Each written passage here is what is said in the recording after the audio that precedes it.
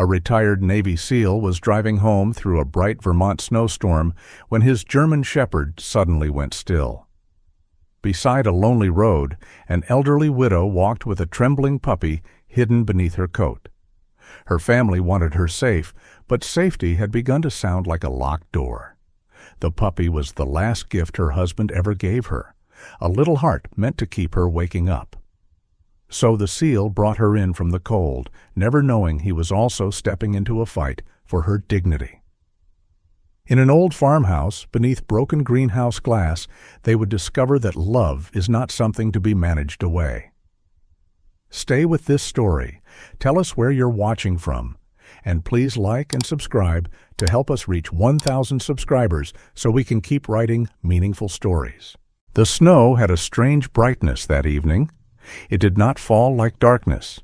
It came down pale and shining, filling the Vermont road with a soft white glare, as if the sky had broken a bowl of milk over the mountains and let it spill through the pines. The trees on both sides stood narrow and silvered, their branches bowed under fresh weight. Beyond them, the hills rose and vanished, like old giants breathing beneath blankets. Nathaniel Calder drove home with both hands on the wheel. He was 52, tall and broad through the shoulders, though not in the swollen way of men who built themselves for mirrors. His strength was quieter than that. It lived in the steady line of his back, in the scarred knuckles resting on the steering wheel, in the way he checked the road without seeming to move his eyes. Years ago, he had been a Navy SEAL. These days, he fixed generator lines, frozen pumps, broken heaters, and whatever else winter chose to punish. His combat shirt still carried a trace of the old life, olive drab through the body, camouflage sleeves worn soft at the elbows, faint horizontal bands across the upper arms. Over it, he wore a weathered canvas jacket, the color of cold ash. His short brown-gray hair had been flattened slightly by his beanie, and the trimmed beard along his jaw held more silver than it had the previous winter. He had spent the day at a rescue station halfway up the mountain, coaxing a generator back to life while 3 volunteers argued about coffee filters and road salt. The machine had finally coughed, roared, and settled into its old stubborn rhythm. Nate understood machines better than most people.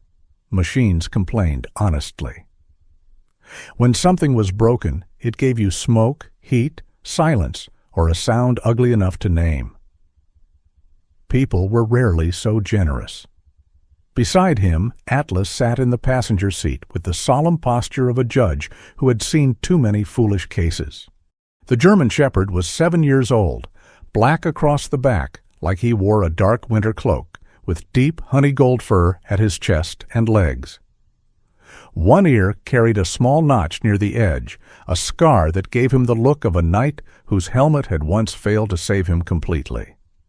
Atlas watched the snow through the windshield. "Don't start," Nate said. Atlas did not look at him. "You already had dinner." The dog blinked once, slowly, which in Atlas's language could have meant many things. Most likely, it meant Nate was embarrassing himself again. Nate almost smiled. Almost was usually as far as he got. The heater pushed dry warmth into the cab. His old military watch ticked against his wrist beneath the cuff of his shirt, its scratched face catching the dim light from the dashboard. The road ahead curved toward a small wooden bridge that crossed a narrow creek, now mostly hidden under ice. There was no traffic. Most people had enough sense to be home before the weather sharpened its teeth. Atlas changed before Nate saw anything. The dog's head lifted. His ears came forward, his nose pressed close to the passenger window, leaving a fogged crescent on the glass. Then came a sound from deep in his throat. Not a bark, not a growl. A low, troubled whine. Nate eased his foot off the gas. "What is it?"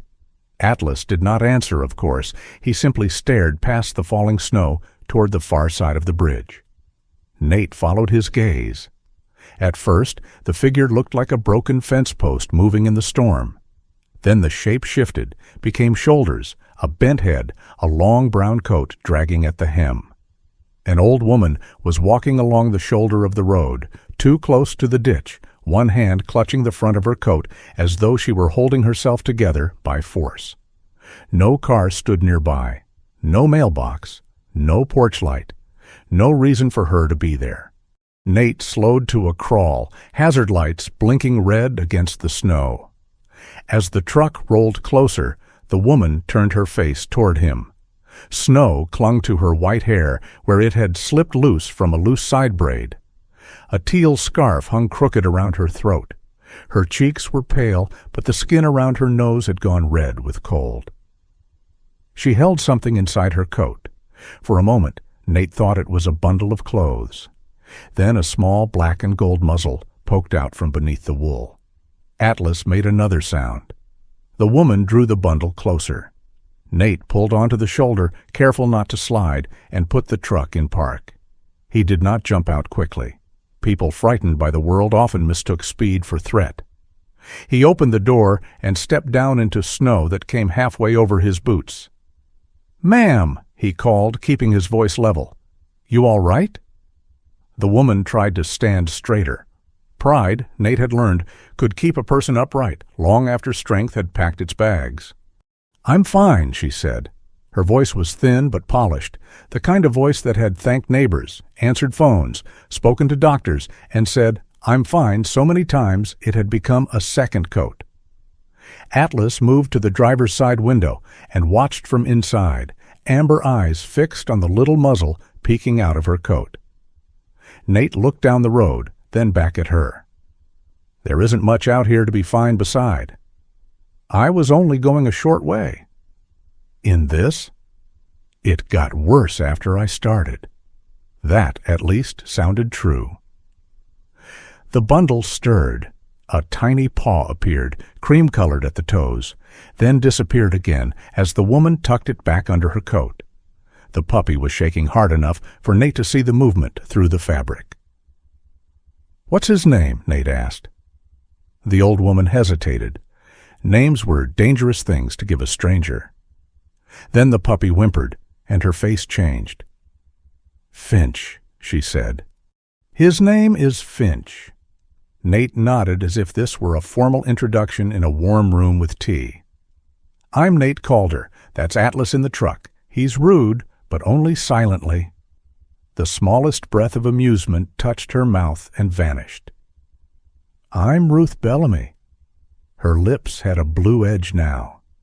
Nate noticed the way her fingers clenched and unclenched against the puppy's body. Not drunk, not confused in the wandering way. Cold, frightened, exhausted, and trying very hard not to be any of those things. "Mrs. Bellamy, are you hurt?" "No." "Do you know where you are?" She glanced toward the bridge. "Hawthorne Creek Road, about 1.5 miles from the church, unless snow has stretched it out of spite." That was clear enough, sharp even. "Do you have a phone?" "It's dead." A little shame crossed her face, though there was no reason for it. "I thought I'd charged it." "Where were you headed?" "The church. I know someone there who could call—" She stopped. The puppy pushed his nose out again. He had the unfinished look of young shepherds, too much paw, too much ear, not enough world experience to know how cruel a road could be. One ear stood halfway up, the other folded over like a failed flag. His eyes were dark and wet. Atlas shifted inside the truck, then lowered his head, watching the puppy through the glass. Nate saw Ruth notice. He also saw her tighten. "My dog won't hurt him," Nate said. "I didn't say he would." "No, but you held Finch like somebody might take him." The wind moved between them.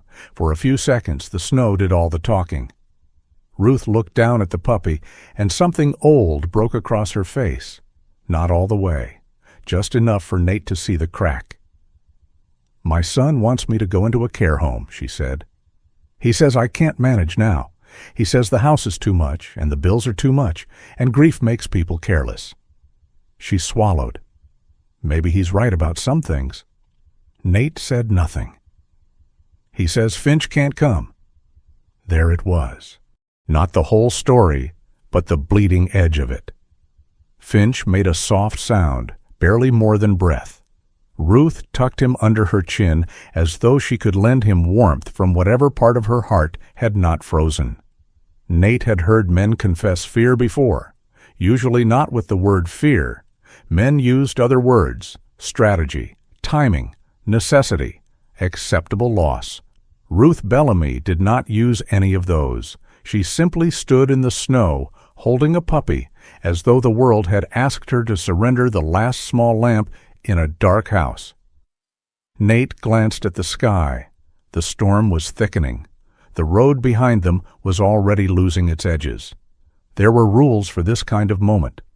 Call it in, confirm identity, get the person to public shelter if possible. Keep everything clean, legal, witnessed. Kindness without sense could become another kind of harm. He reached back into the truck and took the radio from the dash. "Stay there," he said. "I'm going to call this in." Ruth's eyes sharpened. "I'm not going back with my son."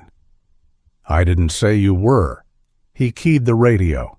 Static answered first, then a broken voice from the county channel. Nate waited, adjusted, tried again. "Deputy Keene, this is Nate Calder on Hawthorne Creek Road near the bridge. I've got an elderly woman here in the storm, Ruth Bellamy. She's walking with a puppy, showing signs of cold exposure.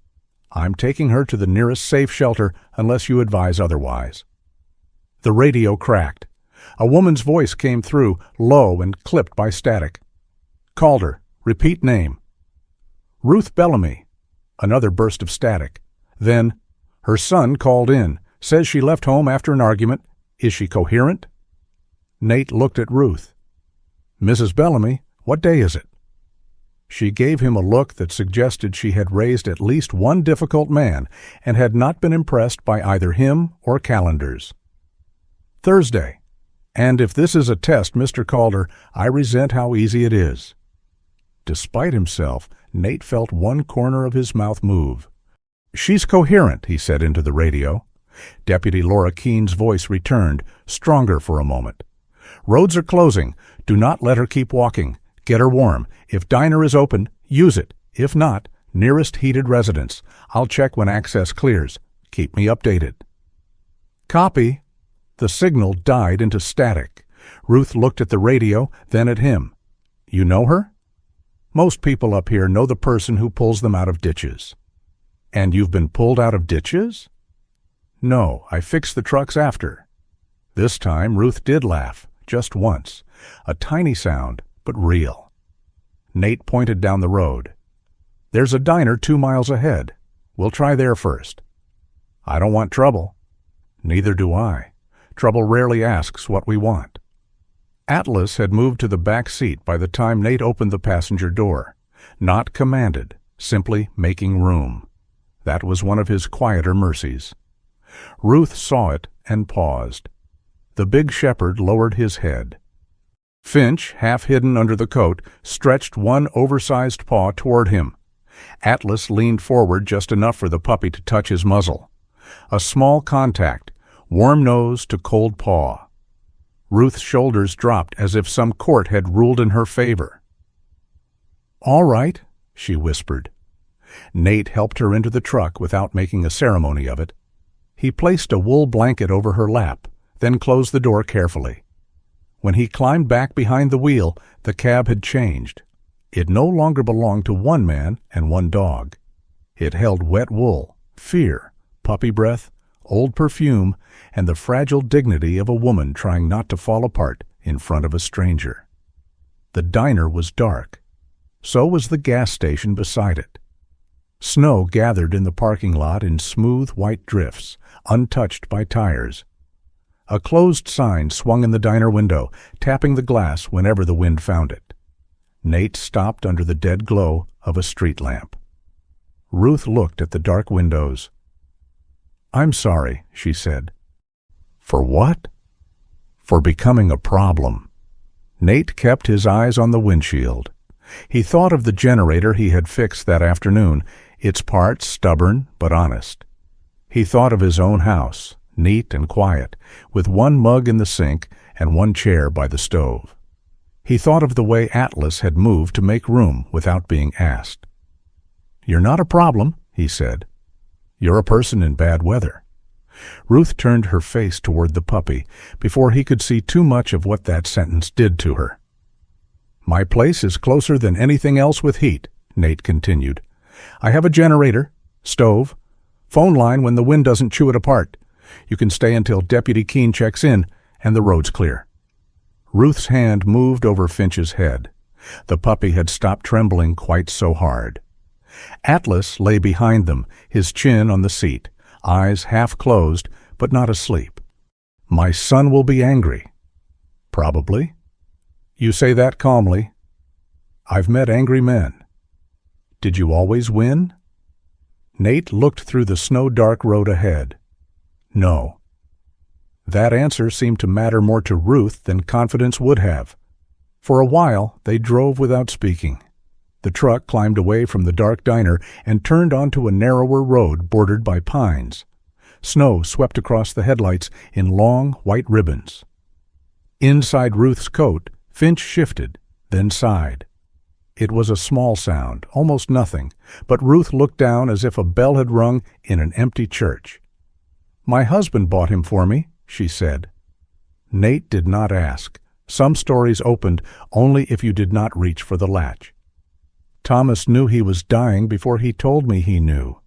Men think they are subtle when they are being noble. They are usually only being irritating." Her smile trembled. "He brought Finch home in a blue towel. Said the breeder had one left because his ears were ridiculous." At the word ears, Finch lifted the half-folded one, then lost the battle against gravity. Atlas opened one eye. Ruth touched the puppy's head. "Thomas said if he went first, I would need a heart that barked to wake me in the morning." The words settled into the cab. Nate had heard promises made under gunfire, under morphine, under stars so cold they seemed carved from bone. Promises to come back, promises to carry a message, promises to remember names. Most of them were too large for the human hand to hold for long, but this one, a puppy, a morning, a heart that barked, was small enough to survive. That made it heavier. Nate turned off the main road onto the private lane leading to his house. The tires crunched over fresh snow. Ahead, his cabin waited under the pines, one porch light burning amber through the storm. It looked smaller than usual, almost shy, as though embarrassed to be needed. Atlas sat up. Finch lifted his head from Ruth's coat and gave one thin, uncertain sound. Not quite a bark, not quite a cry. Ruth held him close. Nate slowed beside the porch steps, watching the snow whirl in the headlight beams. Behind them, the road had already begun to disappear. Ahead of them stood a house built for one man, one dog, and silence. For the first time in years, Nate wondered if silence could be asked to move over. He put the truck in park. "All right," he said softly. "Let's get you both warm."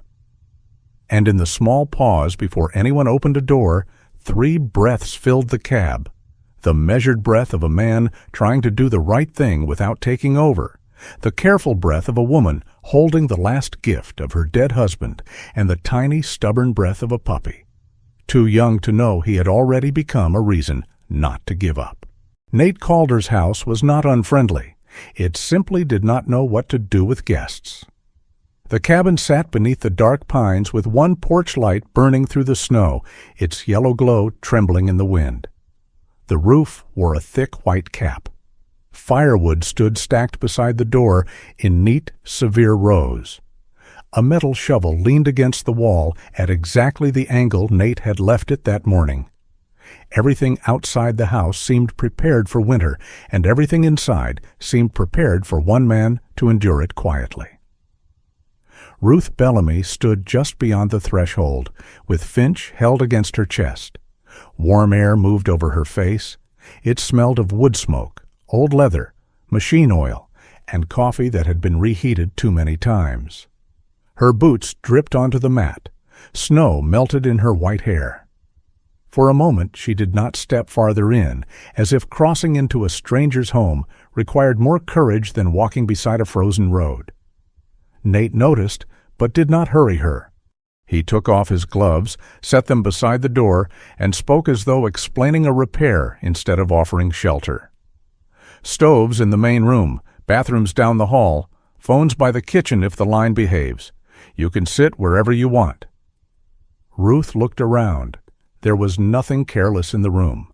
One chair near the stove, one mug in the sink, one pair of boots beside the door, tools arranged on a low shelf, a wool blanket folded over the back of a wooden bench, so precisely it looked less like comfort and more like equipment.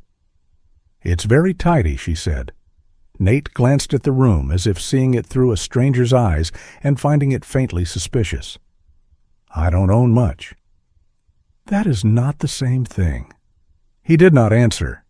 Atlas entered behind him, shook snow from his coat once, then stopped when a few droplets struck the floorboards. He looked at Nate with grave expectation, as if awaiting judgment for a minor weather-related offense. Nate pointed toward the rug. "Don't make it worse." Atlas went to the rug with the dignity of a king accepting exile. That, unexpectedly, made Ruth smile. The expression did not last long, but it changed her face while it was there. The lines around her mouth softened. The cold had sharpened her into something brittle on the road. Here, under the mild light of the cabin, she seemed smaller, older, and less determined to convince the world she was fine. Nate saw her sway slightly. He moved a chair closer to the stove, but not too close. "Sit down before pride knocks you over." Ruth gave him a narrow look. "Is that how you speak to all elderly women you rescue from weather?" "I try to personalize it." She lowered herself into the chair. Finch stirred beneath her coat, then pushed his little head out. The puppy's black muzzle shone damply. One ear stood halfway up, the other folded over in defeat.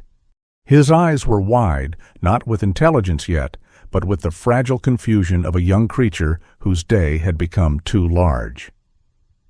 Nate crouched near the stove and opened the iron door. Coals glowed inside like buried treasure. He added 2 split logs, careful not to let them crash. Sparks rose and vanished. The room brightened by degrees. He did not tell Ruth everything would be all right. He had never trusted that sentence. It was too often spoken by people who wanted to leave the room before finding out if it was true. Instead, he filled the kettle. He found the thickest mug he owned. He took a jar of honey from the cabinet, stared at it for a second as though surprised he possessed something so gentle, then set it beside the stove. Ruth watched him with tired eyes. "You live alone," she said. "Mostly." She glanced at Atlas. "My apologies." Atlas looked away, magnanimous. Nate poured warm water into a shallow bowl and placed it on the floor several feet from Ruth's chair. "For Finch," he said. "Not hot, just warm enough." Ruth's hand tightened over the puppy. "He hasn't had much today. Let him decide how fast." That seemed to reach her, not the water, not the bowl. The word decide. She lowered Finch gently onto the folded towel Nate had placed near the stove. The puppy wobbled, paws spreading on the wood floor. For 3 heartbeats he did nothing but shiver. Then he sniffed the air. Atlas was lying on the rug across the room, not facing Finch directly. His big honey and black body was turned slightly sideways, his head low between his paws. It was a posture Nate had seen before with frightened animals, injured men, and once with a lost child at a rescue site years back. Atlas knew how to make himself present without becoming another problem to survive. Finch noticed him. The puppy took 1 step, then another. His front paws were too large for the rest of him, and the second step became a small slide. He bumped his nose lightly against Atlas's foreleg, sneezed, and sat down as if the journey had been heroic and exhausting. Atlas looked at Nate. His expression was so dryly offended that Ruth laughed. Not politely, not briefly. She laughed with surprise, one hand over her mouth, as if the sound had escaped without filing the proper paperwork. Finch looked up at her, startled by the noise. Then he sneezed again. That only made it worse. For a few seconds, the cabin held something Nate had not heard there in a long time, laughter that had no job except to exist. He turned back toward the stove so Ruth would not see how carefully he received it.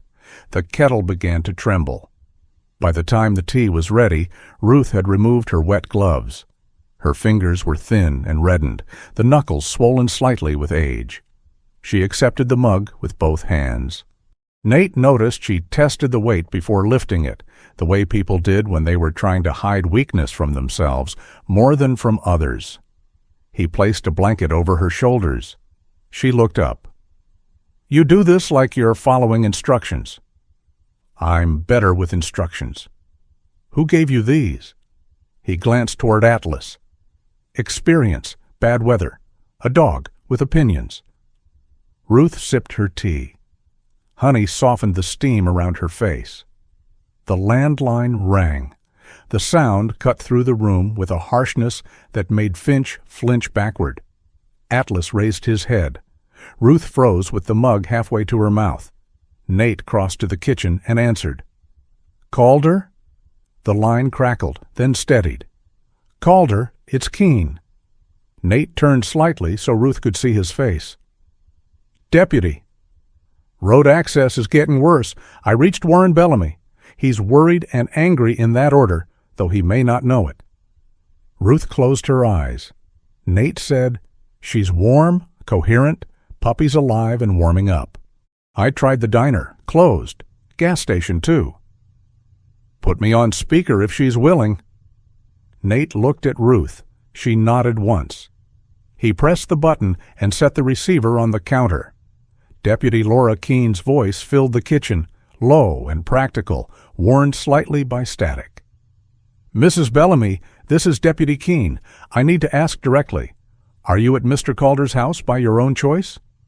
Ruth sat straighter beneath the blanket. "Yes." "Did he pressure you to go there?" "No. I would have frozen quite independently if left to myself." A pause. Then Laura said, "I appreciate the clarification." Nate lowered his head to hide the brief movement at his mouth. Laura continued, "Your son reported that you left after an argument. He wants you returned home as soon as possible. Given the road conditions, that is not happening tonight, but I need to know if you require medical attention." Ruth looked at Finch. "No." Nate said, "She was cold enough to worry me. She should be checked when roads open." "I heard that," Ruth said. "You were meant to." Laura's voice softened, but did not lose its shape. "Mrs. Bellamy, staying somewhere safe during a storm is not against the law. If you are choosing to remain there tonight and you're not in immediate danger, I'll document it. When access clears, I'll come by myself." Ruth's eyes glistened. She looked suddenly not relieved, but restored in some small official way. Someone had asked her choice and written it down in the world. "Thank you, Deputy."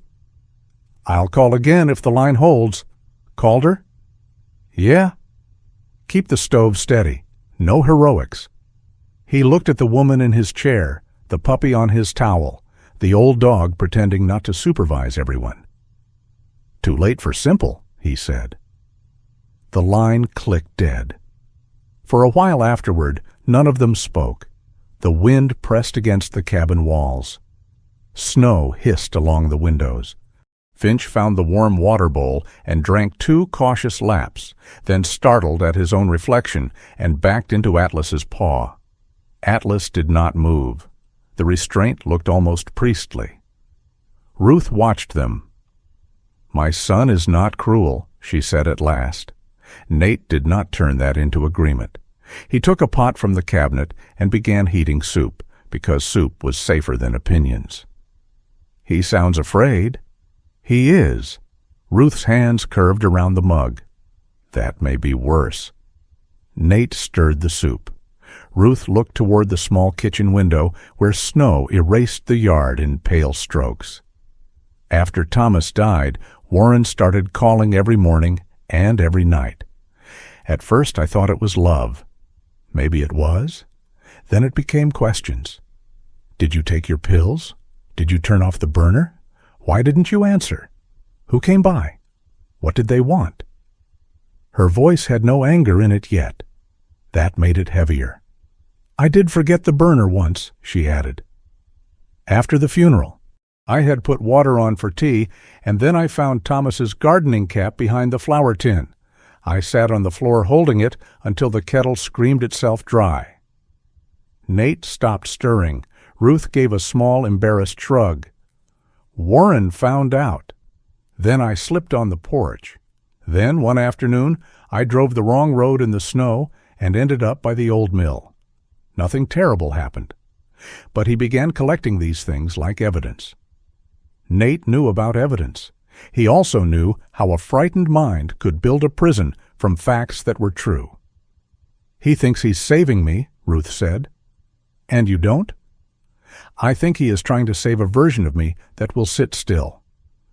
The sentence landed softly, but it changed the room. Nate looked at her then. Really looked? Ruth Bellamy was not denying age.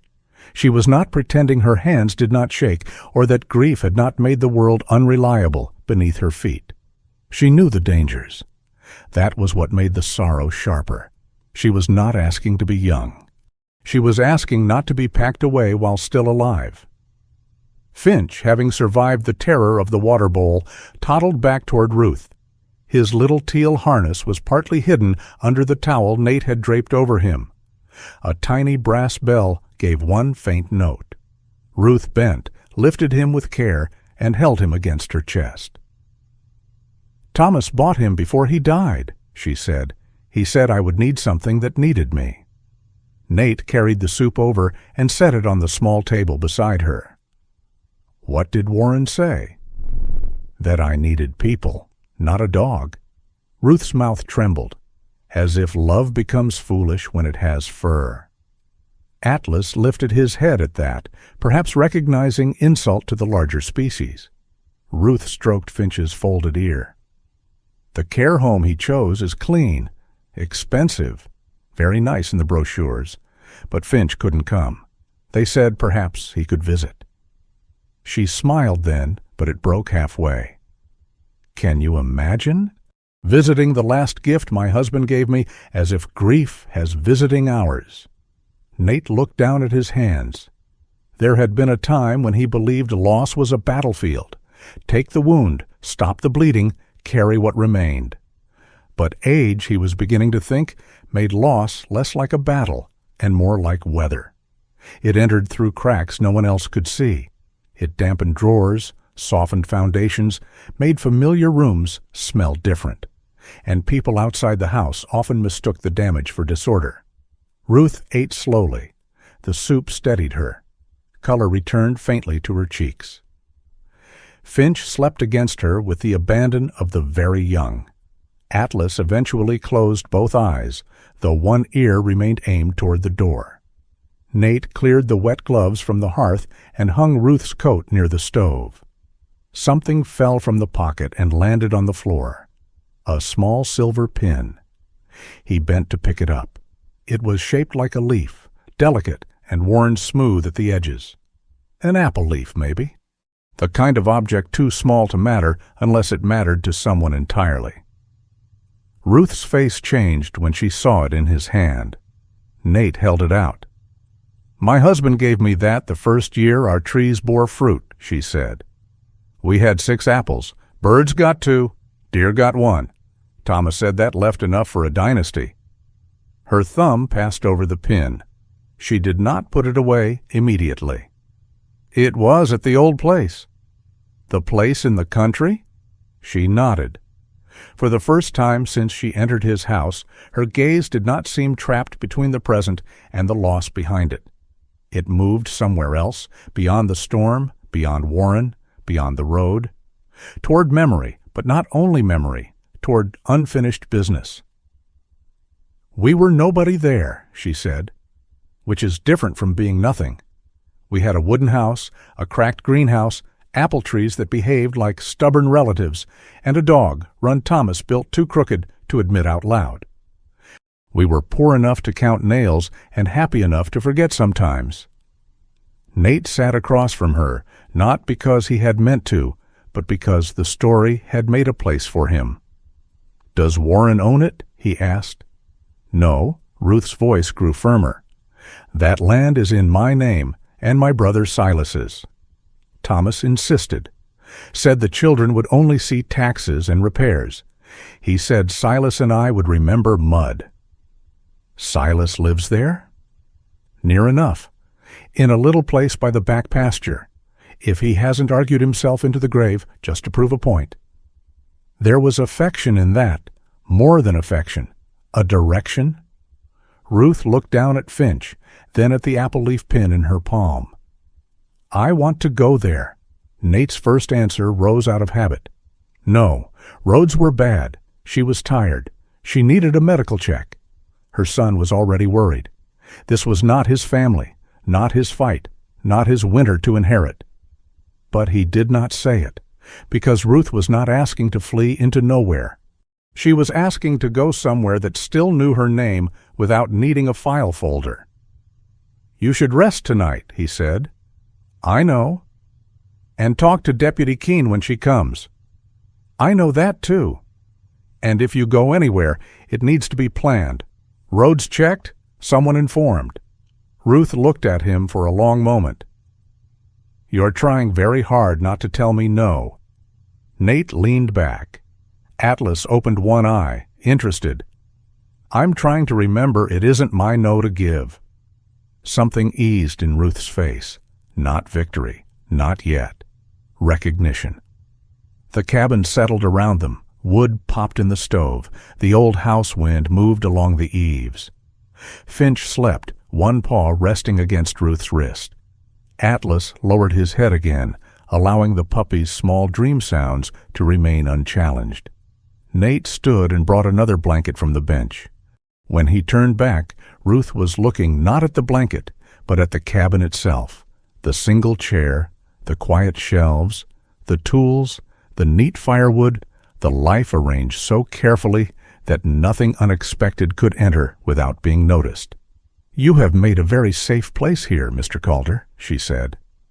Nate set the blanket over the arm of her chair. "Safe enough." "No," Ruth said softly. "I mean safe from needing anyone." He had no answer for that. Outside, the snow thickened against the windows, erasing the road, the bridge, the diner, the line between where people belonged and where they were simply trying not to be lost. Inside, Finch slept against the old woman's heart. Atlas slept near the stove. Ruth held the apple leaf pin in one hand as though it were a compass. And Nate Calder, who had built a life around silence, found himself listening to 3 new sounds in his house: the thin bell on Finch's harness, the careful breathing of a woman who did not want to be put away, and the quiet, inconvenient knocking of a story that had not asked his permission to enter. Morning did not arrive cleanly. It came pale and uncertain, pressed behind a sky the color of wet wool. Snow had stopped falling for the moment, but the wind still moved through the pines with a low, restless voice, dragging loose powder across Nate Calder's yard in white ribbons. The storm had not ended. It had only stepped back to catch its breath. Inside the cabin, the fire had burned down to a red glow. Ruth Bellamy slept in the chair near the stove, with Finch curled beneath her chin, the puppy's tiny brass bell resting against the blanket, like a coin from some gentler kingdom. Atlas lay near the door, broad head on his paws, one eye half open. Nate had slept in pieces on the couch, boots still on, waking whenever the old house cracked or the wind touched the windows too hard. By 7, the knock came. Atlas stood before the second rap. Nate was already moving. Deputy Laura Keene waited on the porch in a sheriff's winter jacket, dusted white at the shoulders. She was 48, solidly built, with dark hair pulled low beneath a black knit cap and eyes that did not waste movement. Snow clung to the radio clipped at her chest. She looked less like a woman arriving for drama than a person who had spent years walking into other people's bad mornings and asking them to start with facts. "Calder," she said. "Deputy?" She glanced past him toward the room, taking in Ruth, the stove, the puppy, Atlas, the folded blankets. Her gaze was quick but not careless. "Mrs. Bellamy awake?" Ruth opened her eyes before Nate could answer. "Old, Deputy, not deaf." Laura's mouth almost moved into a smile. Almost. "Good morning, ma'am." "That remains to be decided." Nate stepped aside. Laura came in slowly, stamping snow from her boots on the mat. Atlas watched her but did not block her way. He knew Laura. She had once pulled a drunk hunter out of a ravine with Nate, while Atlas stood on a ridge and judged everyone involved. Laura removed her gloves. "Mrs. Bellamy, I need to ask you a few questions, not because I don't believe you, because if I write this down properly, fewer people get to rewrite it later." Ruth sat straighter. That sentence mattered to her. Nate noticed. Laura pulled a small notebook from her jacket. She did not sit too close. She did not tower. She stood by the kitchen table, pen ready, like someone building a fence around Ruth's words so they would not be trampled. Full name? Ruth Eleanor Bellamy. Date? Friday, January 17th. Where are you right now? At Mr. Calder's cabin after making the questionable decision to walk toward St. Mark's Church in weather fit only for wolves and foolish widows. Laura wrote that down more diplomatically. Why did you leave your home? Ruth looked at Finch. The puppy had awakened and was chewing the edge of the blanket with the solemn concentration of a scholar destroying evidence. My son and I argued, she said. He wants me placed in a care facility. He wants to remove Finch from my care. I left before I said something I could not take back. Did Mr. Calder pressure you to stay here? No. Did he prevent you from contacting your son? No. Do you want me to call Warren Bellamy now? Ruth's hand closed around Finch. Not yet. Laura's pen paused. That is your choice, for now, but I strongly recommend a medical check today if we can arrange it, and you need an attorney to look at those papers your son is relying on. I know. Knowing and doing are cousins who don't always visit, Laura said. Ruth gave her a look of mild offense. Do all county deputies speak in proverbs before breakfast? Only when coffee fails. Nate, at the stove, poured coffee into a travel mug and handed it to Laura without comment. She accepted it as if this were an official procedure. The house held a strange balance that morning. Not warm exactly, but less fragile than the night before. Finch had survived the cold. Ruth had answered for herself. Nate had not been accused of anything yet. In winter, that counted as progress. Laura walked Ruth carefully through the next steps. Warren had called twice before dawn. He was frightened and furious. He claimed Ruth had been confused. Laura had not confirmed that. The roads toward town were passable in patches, but unstable. The western rural route toward the Bellamy place had one reported obstruction near Miller's Ridge, but the lower farm road might still be open if taken slowly. Ruth listened, chin lifted. I want to go to my old house, she said. Laura looked up. Not back to your town home? No, to the farm. It's not a farm anymore, Ruth said, softer.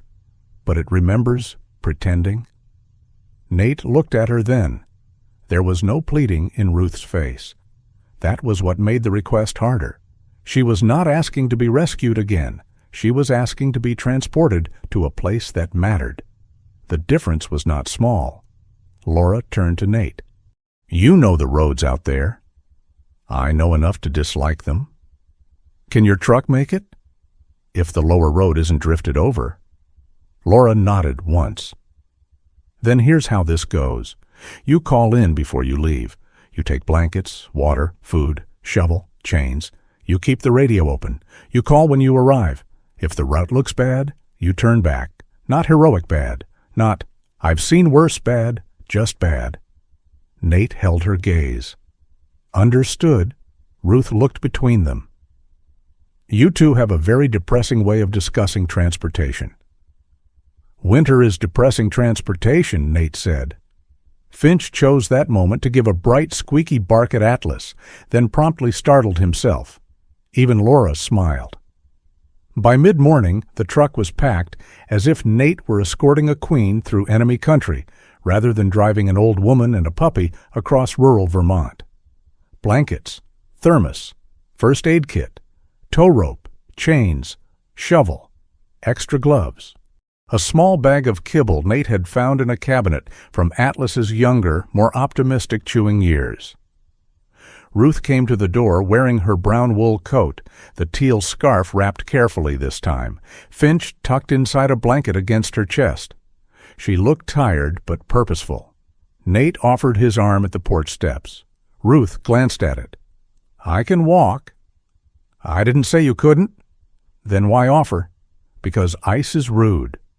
She considered that, then took his arm. It was not surrender. It was negotiation.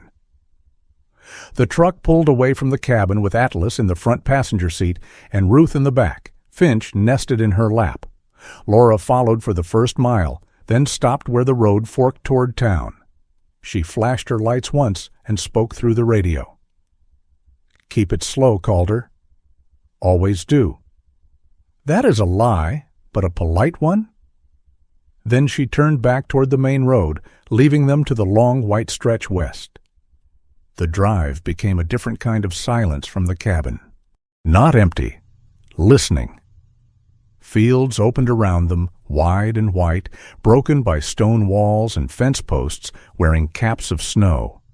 Old barns stood back from the road, their roofs bent with age, their red paint faded to the color of dried apples. Here and there, black cattle clustered near windbreaks, steaming faintly in the cold like small furnaces wrapped in hide. Nate kept both hands steady on the wheel. Ruth watched the land pass by. Finch slept, woke, slept again, each tiny movement setting off the faint bell at his harness. Atlas stared ahead with the seriousness of an officer responsible for weather, road conditions, and the moral development of puppies. After a while, Ruth spoke. Thomas and I lived on split pea soup the first winter in that house. Nate checked the mirror. By choice? We were young enough to call poverty an adventure. That helped. Did it? For about 11 days. There it was again, that dry humor, brittle at the edges, but alive. Nate let the truck roll slowly around a curve where wind had gathered snow into a low drift. We bought one bag of apples from a neighbor and made it last nearly 2 weeks, Ruth said. Thomas tried to make cider in a bucket. It became something between vinegar and a lawsuit. Nate glanced back to spite himself. Ruth's eyes were not on him. They were somewhere beyond the glass, moving across a landscape that had changed and had not changed at all. We took in old dogs then, she continued. Not officially. People just knew. A hound with one eye. A collie who hated men with hats. 2 mutts someone left after a foreclosure. Thomas said the house was too poor to be proud. Finch stirred at the word dogs as if summoned by ancestry. Did Warren grow up there? Nate asked. For his first years. He was serious even as a boy, always stacking blocks by size, always worried if Thomas went up on the roof, always asking what happened if the stove went out. Nate heard something in that. Fear did not begin when people grew old. Sometimes it grew up beside them, quietly, wearing the face of responsibility. Then we moved closer to town, Ruth said. Schools, work, doctors, sensible things. Life is full of sensible things that steal from foolish dreams. What dream? She did not answer immediately. The wipers pushed snowmelt aside with a slow, tired rhythm. At the old place, during one bad storm, a neighbor came with his dog. Power had gone out. He refused to go to the county shelter because they wouldn't take the dog, and the dog was 17 years old and blind. Thomas gave them our bed. We slept on feed sacks by the stove. She smiled at the memory. The next morning, Thomas said there ought to be a place for that, for old people who wouldn't leave their animals behind. Nate looked at Atlas. The dog's ear shifted, catching the tone more than the words. "We talked about it for years," Ruth said. "A winter hearth. A place with low beds, warm floors, a generator that didn't cough like a dying tractor, and room for dogs who smelled terrible but belonged to someone." That's specific. Thomas was a specific man, useless with curtains, excellent with mercy. The road dipped toward Miller's Ridge. Nate slowed. A branch lay across the right lane, broken under the weight of snow, but there was space to pass. He guided the truck around it. Ruth leaned closer to the window. "I thought the dream had gone quiet," she said. "After bills, children, work, Thomas's illness. But last night in your house I remembered something terrible." "What?" "That a dream does not die just because people stop making room for it."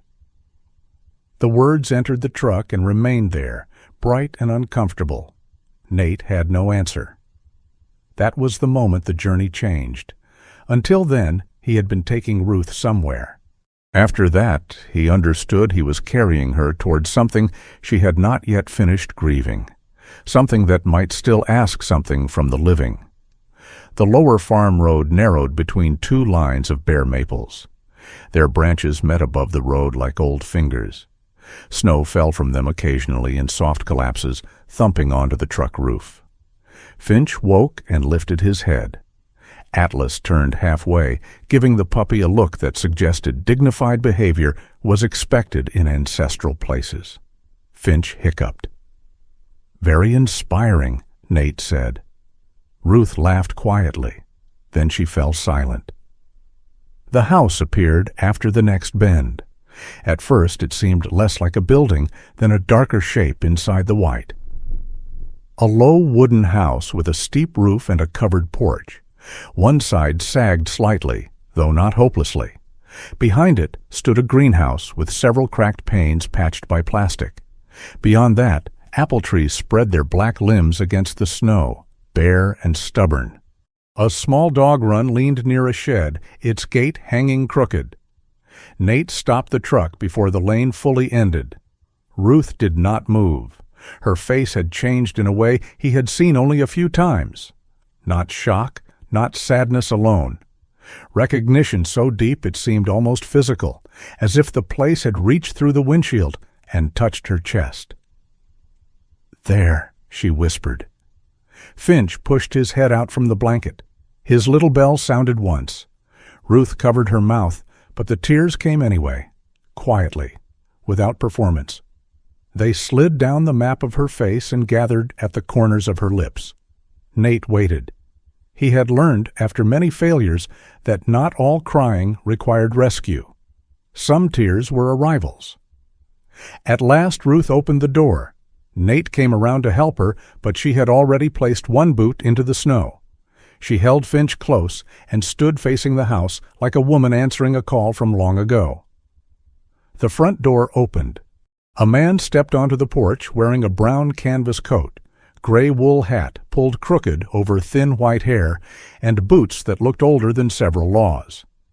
In his hands he held a shotgun pointed toward the ground, not raised, but present enough to make an argument. His beard was silver, rough, several days old. His face was long and deeply lined, with a nose like a hawk that had grown suspicious of birds. "Who the hell are you?" he shouted. Atlas was out of the truck before Nate told him to stay, but he did not lunge. He stood beside Nate, body still, amber eyes on the man. Nate raised one hand slowly. "Nate Calder. I brought Ruth Bellamy." The old man froze. The name struck him harder than any command could have. Ruth stepped out from behind the open door of the truck. Put that ridiculous thing away, Silas." For 1 second, Silas Bellamy looked as if time had betrayed him. Then his whole face cracked. "Ruthie? If you call me that in front of strangers, I will tell them about the church picnic." The shotgun lowered completely. Silas came down the porch steps too fast for a man of 72 on ice. Nate moved instinctively, ready to catch him if he slipped, but Silas managed the descent with anger, balance, and perhaps divine irritation. He stopped in front of Ruth. "You stubborn old fool," he said. Then he took her into his arms. Not gently enough. Finch squeaked in protest between them, and Silas jerked back. "What's that?" "A German Shepherd puppy." "At your age?" "At any age, Silas." Finch blinked at him. Silas stared back. "Well," he muttered, "he looks badly assembled." Ruth laughed through her tears. Atlas took one slow step closer, lowered his head, and inspected Silas as if considering whether the man belonged to Ruth's pack. Silas noticed. "And who's the large magistrate?" "Atlas," Nate said. Silas grunted. "Looks like he disapproves of me." "He disapproves professionally." Silas looked Nate over then, the olive combat shirt visible beneath the open jacket, the work boots, the calm hands, the old watch, the man who had delivered his sister through snow and now stood as if he would rather be anywhere less emotionally complicated. "You military?" "Was." "Figures. You people always arrive with dogs and bad timing." Nate almost smiled. "Usually worse weather, too." Silas held the stare for another second, then snorted. It was not friendship, but it was not rejection. Inside, the house smelled of wood smoke, dust, old paper, and apples long gone. It was colder than Nate liked. The fire in the stove was low. A lamp flickered once, then dimmed. "Generator's been acting up," Silas said, as if daring the machine to deny it. Nate looked toward the back room where a faint mechanical cough came and went. "How long?" "Long enough to become personal." Ruth settled near the stove with Finch wrapped in the blanket. Her eyes moved over the room, old table, patched curtains, a shelf of chipped mugs, Thomas's faded cap hanging on a nail by the back door. Her hand lifted toward the cap, but did not touch it. Silas saw. His face closed around an old sorrow. Before anyone could speak, Nate's radio cracked. Laura's voice came through. "Calder, status?" He stepped near the window for clearer signal. "Arrived at Bellamy property. Ruth is with Silas. Safe. House has heat, but generator trouble. Road behind us had branch obstruction, passable with caution." A pause. Static. "Understood," Laura said. "Be advised, county crew reports a tree down east of the lower road. You may not have a clean return route until they clear it. Can you remain on site?" Nate looked toward Ruth. She sat by the stove, Finch in her lap, one hand resting near Thomas's old cap. Silas stood beside the wood box, pretending not to watch her. Atlas had taken position near the door, but his body had softened. Not fully at ease, perhaps, but no longer ready to leave. Nate looked toward the back room where the generator coughed again. "Yeah," he said, "I can remain."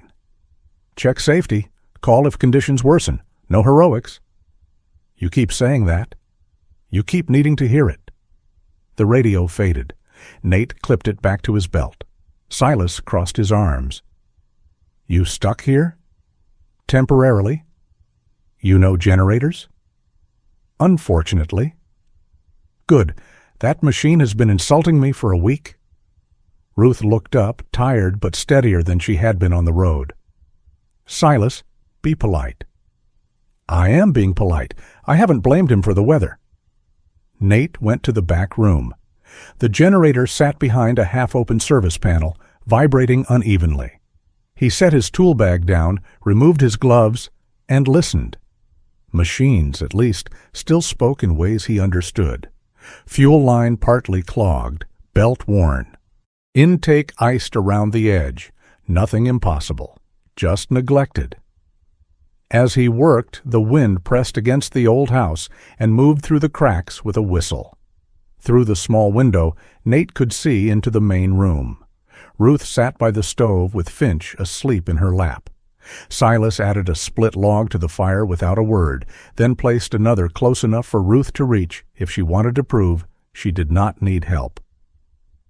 Atlas lay near the door, head up, watching not for danger this time, but for belonging. Nate tightened the belt. The generator caught, stumbled, then steadied into a deeper, healthier hum. Light strengthened in the room beyond. Ruth looked toward the lamp as it brightened. Silas muttered something that might have been thanks or might have been a complaint against electricity. Nate stood in the service room with cold grease on his fingers and listened to the house change around the sound. It was not fixed. Not the house. Not Ruth. Not the grief, not Warren, not the old promises hanging in corners like dust. But something had begun to move. The house no one had bothered to fight over was breathing again, and Nate, who had meant only to deliver an old woman safely to her brother, understood with a quiet unease that delivery was no longer the right word for what had happened. By morning, the house had begun making sounds around Nate, as if it had decided to test him. A pipe knocked behind the kitchen wall. The back door complained on one hinge. The generator, though steadier after his first repair, still carried a roughness in its rhythm, a faint uneven cough beneath the hum. Snow pressed against the windows in low white banks. The old greenhouse beyond the yard flashed dimly whenever the sun broke through the cloud cover, its cracked panes catching the light like tired eyes. Silas Bellamy stood beside the stove with a mug of coffee in one hand and an expression suggesting the entire property had offended him personally. "That generator always hated me," he said. Nate tightened the strap on his tool belt. "Machines don't hate. You haven't known that one long enough." Ruth, wrapped in a cardigan near the kitchen table, looked better than she had the day before. Color had returned to her face, though it came and went like a shy visitor. Finch slept in a basket lined with old towels near her feet, one ear folded over, one paw twitching in a dream too brave for his size. Atlas lay near the door, watching the household settle into its strange new arrangement.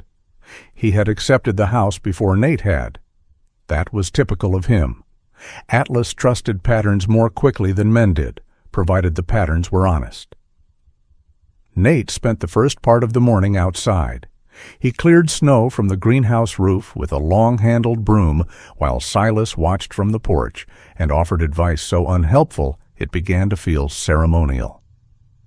"You'll break the glass that way." "I haven't touched the glass." "You're thinking about it wrong." Nate paused, snow sliding off the roof beside him. "You want to do it?" Silas took one look at the ladder, then at his own knees. "I'm supervising." "That's what I thought." A sound escaped Silas then, not quite laughter, more like a cough that had found something funny on the way out. After that, Silas brought him an axe with a worn wooden handle. The initials TB were carved near the grip, darkened by years of use. "For the limb by the shed," Silas said, "don't swing it like a soldier. Swing it like you want the tree to respect you." Nate accepted the axe. It was not thanks. It was better.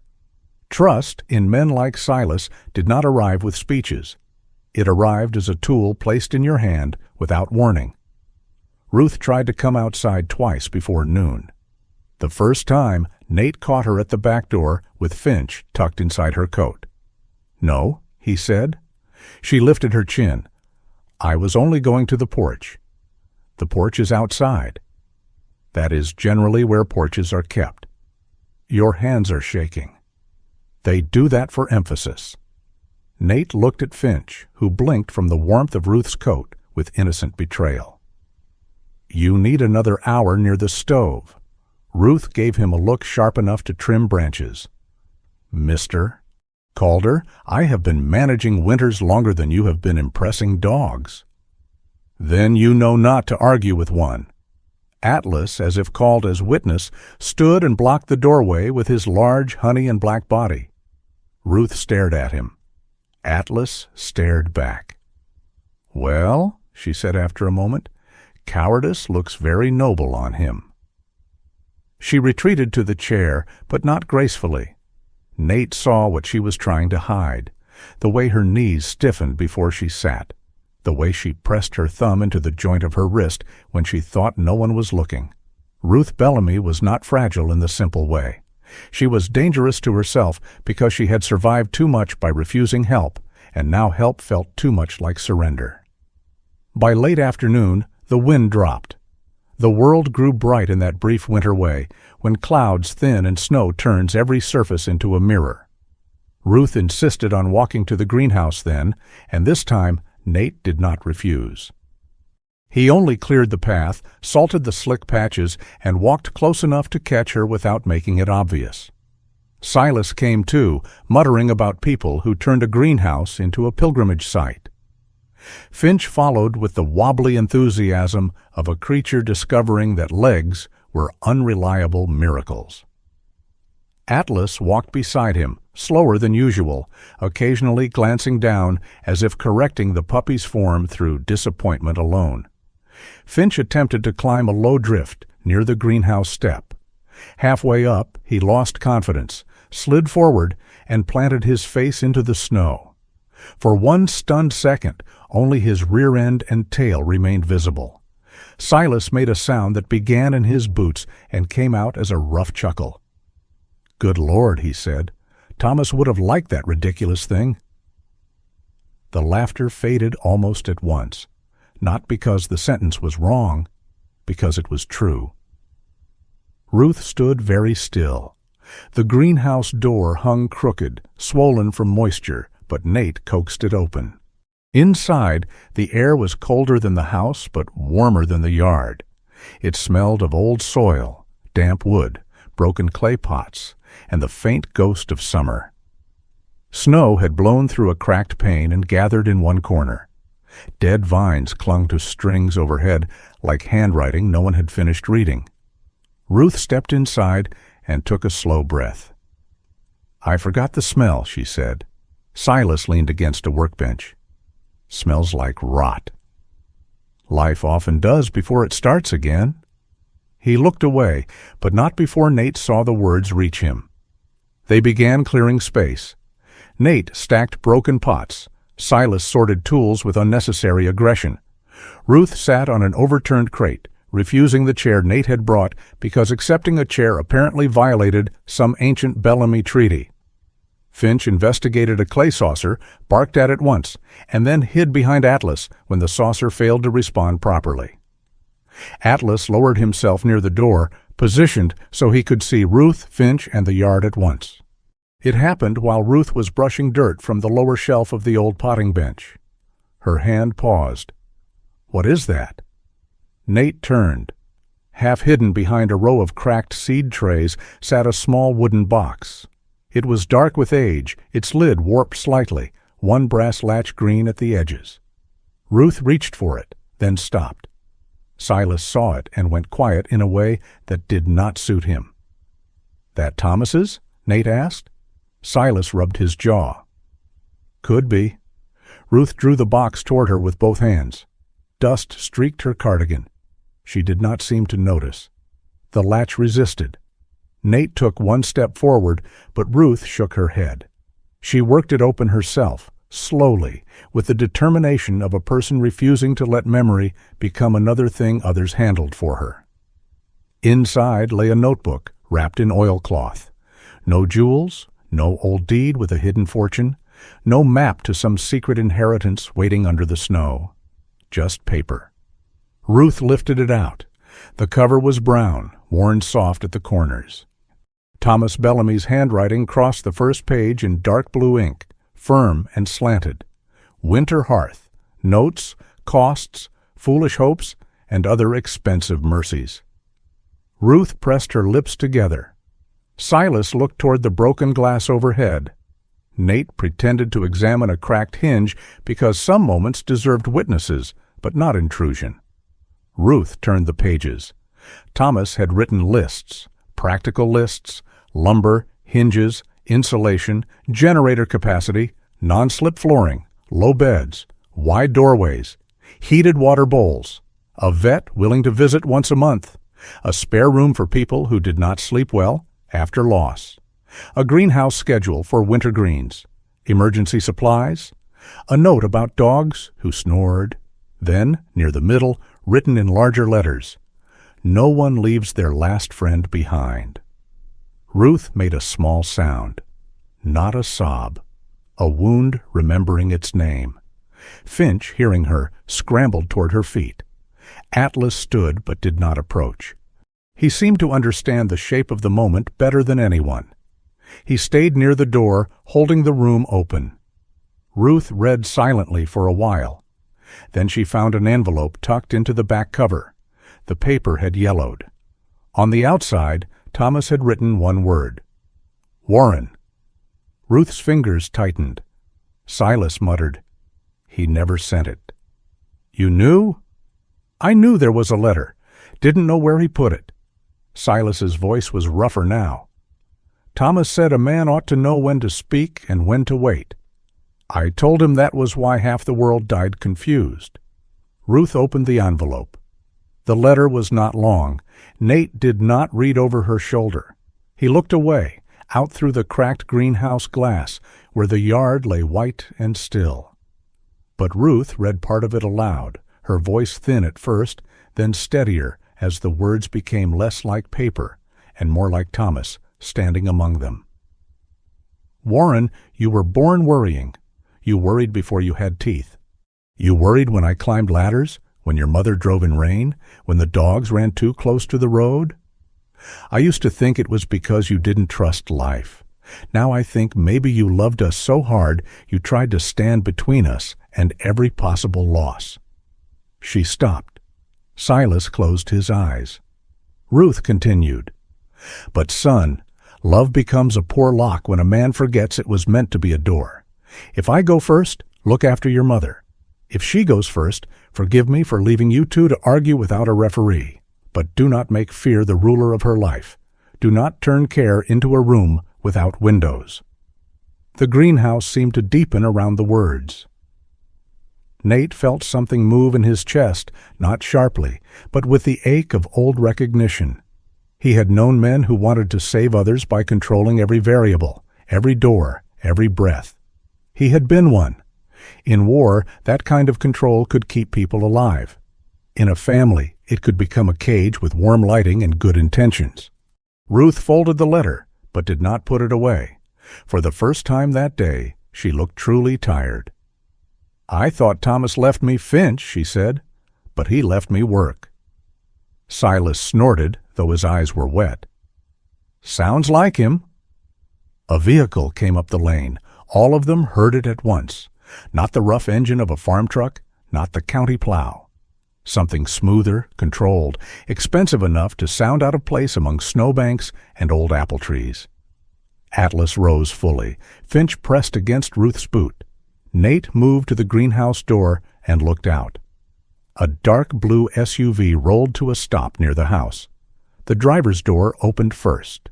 Warren Bellamy stepped out into the snow. He was around 50, heavy through the shoulders in a way that looked more like stress than strength. His coat was dark gray blue and too neat for the yard. His boots were clean enough to prove he had not planned on walking far. His face carried sleeplessness plainly. Pale skin, tired eyes, jaw tight with the effort of remaining reasonable while fear did its ugly work underneath. He looked toward the greenhouse, then toward Ruth. Relief crossed his face first. Anger followed too quickly behind it. The passenger door opened. Grant Morrow emerged more slowly, as if the weather had been arranged for his inconvenience. He was tall, slim, and polished, wearing a charcoal wool coat, black gloves, and boots that belonged in a town office, not a half-frozen yard. His hair was dark and neatly combed, with a touch of gray at the temples that made him look trustworthy to people who trusted expensive grooming. He carried a black leather folder under one arm. He smiled before he spoke. That was the first thing Nate disliked. "Mrs. Bellamy," Grant called, voice smooth enough to skate on. We were all very worried. Ruth stood with the notebook pressed to her chest and Finch trembling at her feet. Warren took a step forward. "Mom." Ruth did not move. Silas came out behind her, face hardening into old family weather. "You brought a salesman to fetch your mother?" Warren's eyes flashed. "I brought someone who understands the situation." Grant lifted one gloved hand, gentle, reasonable. "No one wants conflict. We're only here to help the family find the safest path forward." The words were warm. The air around them was not. Atlas stepped out of the greenhouse and positioned himself near Ruth, not in front of her, not yet, but close enough that the line was visible. Finch backed between Ruth's boots, the tiny bell at his harness giving one faint, frightened note. Nate looked at Warren, then at Grant, then at the black folder. He had seen storms arrive in many forms. Some came with wind, some with fire, some with men who smiled and called control a solution. Ruth's fingers tightened over Thomas's notebook. Behind Nate, the old greenhouse held its cracked glass, its dead vines, its buried plans, and the words of a dead man who had understood too well that love could become a lock. Nate stepped down from the greenhouse threshold into the snow. The real storm had arrived, dressed for a meeting. Warren Bellamy did not enter the house like a villain. That made it harder. A villain would have slammed the door. A villain would have raised his voice before removing his gloves.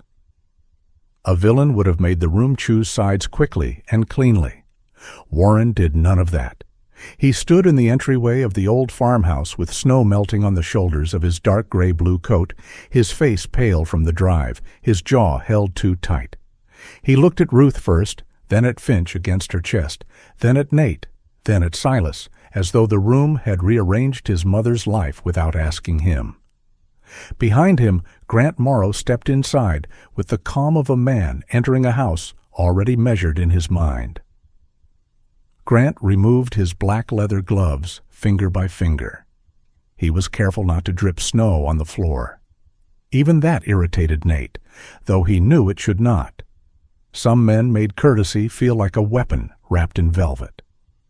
Silas shut the door with more force than necessary. "Cold's coming in," he muttered, along with other things. Warren ignored him. His eyes were fixed on Ruth. "Mom," he said. Ruth sat in the chair near the stove. Thomas's notebook lay on the table beside her, the old letter tucked beneath its cover. Finch rested in her lap, half awake, his little folded ear pressed against her cardigan. Atlas stood a few feet away, still as a carved guardian, watching the shape of everyone's hands. "I'm here," Ruth said. Warren let out a breath that almost became a laugh and failed. "You're here? That's what you have to say? You walked out in a snowstorm. You disappeared. I called the sheriff. I called St. Mark's. I called the hospital.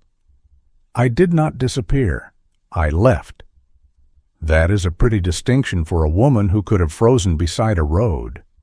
Ruth flinched. Nate saw it and hated that Warren was not entirely wrong. That was the trouble with fear. It often carried enough truth to enter a room legitimately. Warren turned on Nate then. "And you? You just took her?" Nate's voice stayed even. "I found her on Hawthorne Creek Road with a puppy under her coat. I called Deputy Keene before I moved her. I tried the diner and the gas station first. Both were closed. You brought my mother to your house." "I brought a cold woman to heat?" Warren's face tightened. "Don't dress this up." "I'm not." "No, you're standing there like you're the reasonable man in a story you don't belong in." Silas made a rough sound. He belongs better than the undertaker you dragged in." Grant lifted a hand gently, as if soothing a horse. "Mr. Bellamy, there's no need for that." Silas turned slowly. "I'm also Mr. Bellamy, and there's plenty of need." Grant gave him a polite smile that did not reach his eyes. "Of course." The room had the old farmhouse smell of smoke, dust, damp wool, and something sweet buried deep in the walls from long-ago apples. Outside, snow tapped against the windows. Inside, every sentence seemed to land on the floor and stay there. Warren stepped closer to Ruth. Finch stirred. "Mom," Warren said, softer now, "you scared me." Ruth looked at him then, really looked. For a moment the anger between them thinned, and Nate saw what lay beneath it. A son who had buried his father, then spent every day afterward imagining a second loss waiting behind a missed phone call. "I know," Ruth said. "Do you?" His voice broke at the edge, then hardened again because he could not bear the break. "Because I don't think you do. I called you after Dad's funeral, and you didn't answer for 3 hours. I was asleep. You left the burner on. I know. You slipped on the porch. I know that too. You drove past town and ended up near the mill, in snow." Ruth closed her eyes. Warren pointed toward the window, toward the white world outside. "And yesterday you went walking with a puppy like some kind of—" "Careful," Silas said. Warren stopped. His throat moved. "Like someone who wants us to find her too late." The words silenced the room. Ruth's face changed, not with anger, but with hurt so direct it seemed to age her in front of them. Nate looked down. Even Grant, for a second, did not speak. Then Ruth set one hand on Finch's small back and answered in a voice that shook but did not fall apart. "I do not want to be found too late, Warren. I want to be heard before you decide it is too late for me to choose." Warren looked away. Grant stepped in smoothly, the way a man steps over a crack he has been waiting for. "Mrs. Bellamy, no one is trying to take your voice. Quite the opposite. Your son has been trying to make sure your needs are met before an accident leaves everyone with fewer choices." The sentence was clean, measured, almost kind. Nate disliked it more than shouting. Grant opened his black folder on the table without sitting. Papers lay inside in neat rows: facility brochures, care plans, financial summaries, forms with highlighted lines. The orderliness of it made the old farmhouse seem suddenly accused of being messy, emotional, unfit. "The residence Warren found is excellent," Grant said. "Full-time staff, medication management, fall prevention, emergency call systems, no icy steps, no unreliable generator, no cracked greenhouse roof, no isolated roads." Ruth's eyes moved once toward the greenhouse. Grant followed the glance, then softened his voice. "And no young animal underfoot to create unnecessary risk." Finch lifted his head as if hearing himself reduced to policy. Ruth's hand tightened. Grant did not call him a burden. That would have been too crude. Instead, he had made the puppy sound like a loose wire near water. Warren reached into his coat pocket and pulled out a folded paper. "I found a family," he said. Ruth stared at him. "A good family," he added quickly. "They have shepherds. A fenced yard. They said they could take him this week." Finch, sensing the change before understanding it, pushed his nose into Ruth's sweater. "No," Ruth said. "Mom?" "No." "You can visit him?" The small brass bell on Finch's harness gave one faint sound as Ruth pulled him closer. "Visit?" she whispered. "Your father gave him to me so the mornings would not come empty. And you want me to visit him like grief has office hours?" Warren's face twisted. "I am trying to keep you safe." "No," Ruth said. "You're trying to keep fear quiet. That is not the same thing." For the first time, Warren had no answer ready. He reached out, not roughly, but with the impatience of a man used to solving problems by taking hold of them. "Let me see him." Finch shrank back. Atlas moved. He did not bark. He did not lunge. He simply rose from the floor and stepped between Warren's hand and Ruth's lap. His honey and black body filled the space with quiet finality. His head was low, his ears forward, his amber eyes fixed not on Warren's face, but on Warren's hand. The room stopped breathing. Warren froze. Atlas gave no growl. That made the warning larger, not smaller. Nate spoke softly. "The dog isn't an item on a moving list." Warren's eyes snapped toward him. Nate held the gaze. "Neither is she." The words did not strike like a shout. They entered like a nail driven straight. Ruth looked at Nate, then down at Atlas, then at Finch. Her eyes shone, but this time she did not look broken. She looked witnessed. Grant closed the folder halfway. "Mr. Calder," he said, still pleasant, "with respect, you have known Mrs. Bellamy for less than 2 days. Her son has known her all his life. Then he can start by listening to her now." Silas gave a quiet grunt that might have been approval. Warren looked as though he might say something cruel and hated himself for wanting to say it. Before he could, tires sounded outside. Another vehicle came up the lane. Grant's expression shifted very slightly. Not fear. Annoyance. Nate saw it. A few minutes later, Deputy Laura Keene entered with a woman in a camel-colored wool coat and red wine scarf. The woman carried a dark leather briefcase, and her gray bob was pinned neatly despite the weather. She was in her early 60s with sharp blue-gray eyes behind tortoise-shell glasses and the composed impatience of someone who had spent a lifetime watching people misuse paperwork. Laura spoke first. "Everyone still using indoor voices?" Silas muttered. "More or less." The woman beside her stepped forward. "Helen Price," she said. "Retired attorney, though retirement failed to cure me of reading documents before trusting them." Ruth looked startled. "Helen?" Helen's stern face softened. "Hello, Ruth. Laura called. Said someone was waving forms around a grieving widow.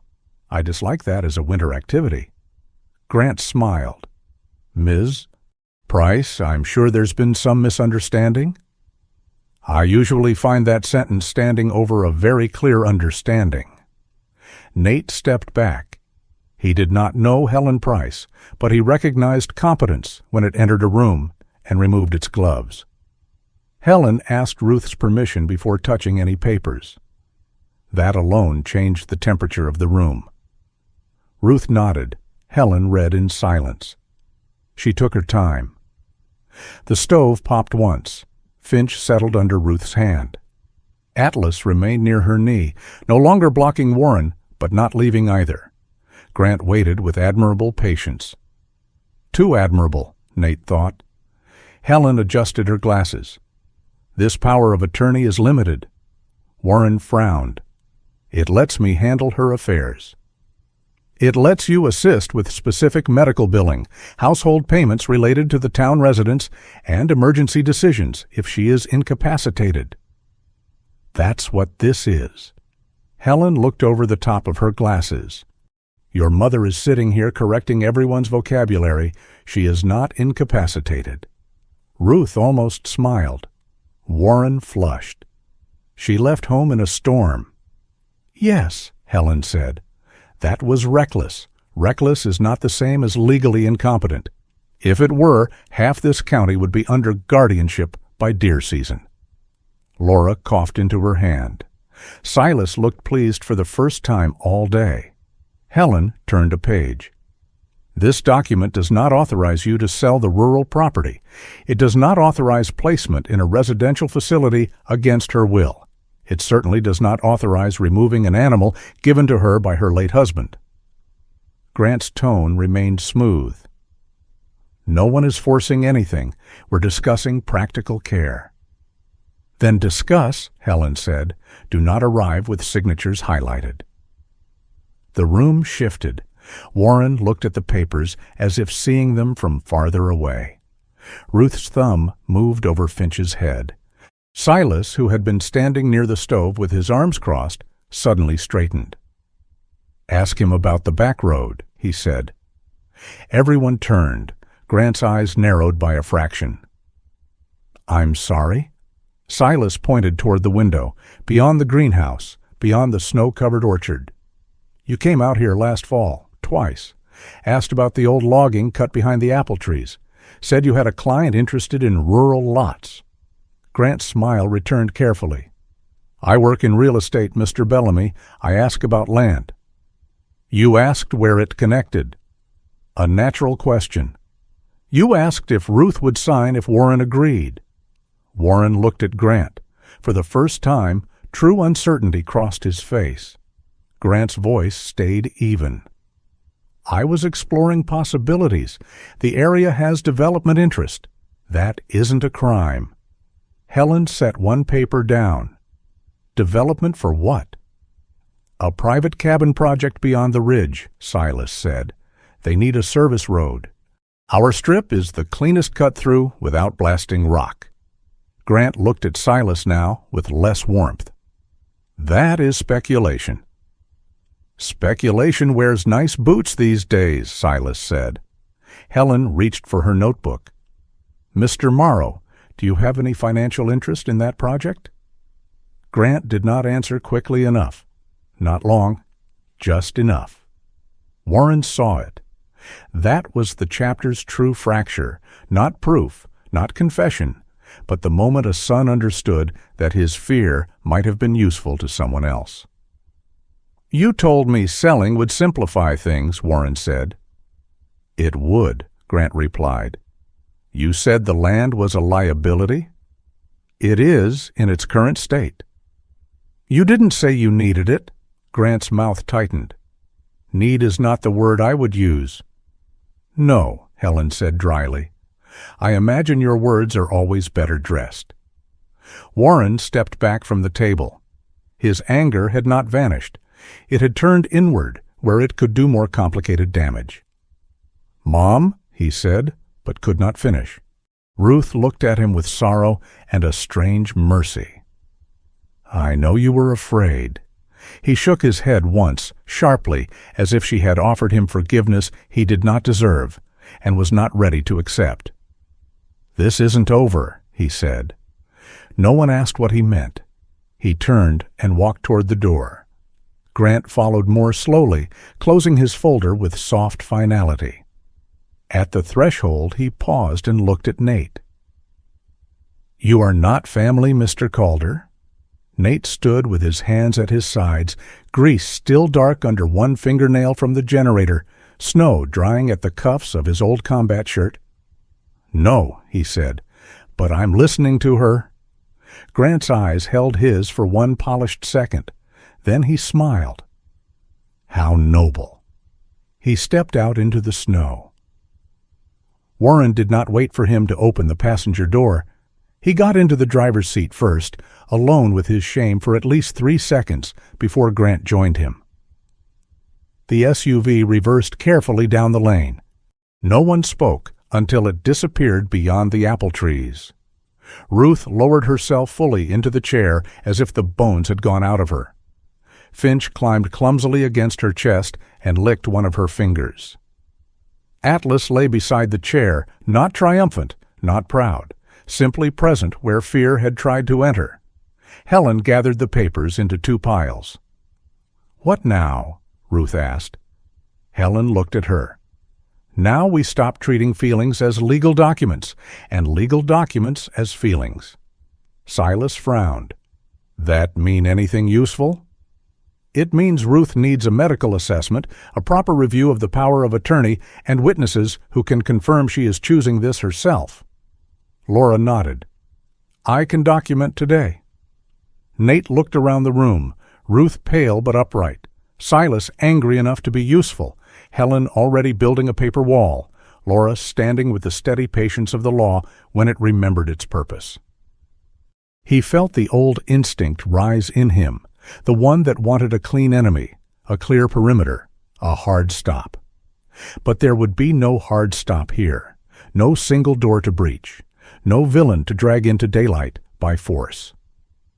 This fight would move through forms, appointments, phone calls, patience, signatures, and the long discipline of not letting someone else's fear rename Ruth's life. Nate looked down at Atlas, whose body still formed a quiet shield beside Ruth's chair. The dog had not needed to attack. He had only needed to stand in the right place. For the first time, Nate understood that might be his task, too. Outside, snow kept falling beyond the glass, soft as ash, covering the tire tracks that had come to take Ruth away. Inside, the old farmhouse held its breath, not in terror now, in preparation. The days after Grant Morrow left did not become peaceful. They became organized. That was worse in some ways. Peace would have allowed Ruth Bellamy to sit by the stove with Finch in her lap and pretend the old farmhouse had folded its arms around her for good. Organization came with phone calls, forms, appointments, inspection notices, copies of documents, and voices that sounded polite enough to be harmless until one noticed how often they used the word liability. Grant did not return in person. He did not need to. His presence arrived through envelopes. One letter raised concerns about winter access to the rural property. Another mentioned insurance exposure. A third, forwarded through Warren, included a printed checklist of home safety risks for elderly residents living alone. The words were not cruel. That was their trick. They were smooth, tidy, reasonable. Uneven flooring, isolated location, animal-related fall risk, inadequate emergency response distance. Silas read the last phrase aloud at the kitchen table and stared at it as though it had personally insulted his ancestors. Inadequate emergency response distance, he growled. When I was 19, emergency response was your neighbor running over with a rope, a lantern, and bad judgment. Helen Price, who had taken temporary command of one end of the kitchen table, did not look up from her notes. Fortunately, the law has evolved past lantern-based jurisprudence. Silas squinted at her. That a fancy insult? It was a public service. Ruth sat near the stove, wrapped in her teal scarf, though the room was warm enough. Finch slept on her feet, his brass bell quiet for once. Atlas lay beside the door, head up, observing the paperwork campaign with the solemn disapproval of a creature who believed most human problems could be improved by fewer folders and more honest smells. Nate repaired what could be repaired. That was his part at first. He tightened the loose railing on the porch. He replaced 2 cracked boards near the back step. He fixed the generator properly, not just enough to keep it breathing. He checked the old wiring that led toward the greenhouse and found 3 places where age and mice had entered negotiations with fire. He replaced what he could with supplies from his truck and made a list of what had to be bought when the roads cleared. It felt good to have work that answered his hands. The rest of it, the question of Ruth's life being weighed against forms and fears, did not answer so clearly. On the 3rd afternoon, Dr. Miriam Vale arrived in a blue parka with a brown leather medical bag and snow clinging to the curls of her salt and pepper hair. She was shorter than Nate expected, round-faced, calm, and warm-eyed, in a way that made the room exhale before anyone granted her permission. She did not burst in with authority. She paused at the door, greeted Atlas first with a respectful nod, then Ruth. "Mrs. Bellamy," she said, "I'm Miriam Vale. Laura asked if I could stop by. I understand several people have been confusing grief with incompetence, and I thought we might separate the two before they breed." Ruth looked at her.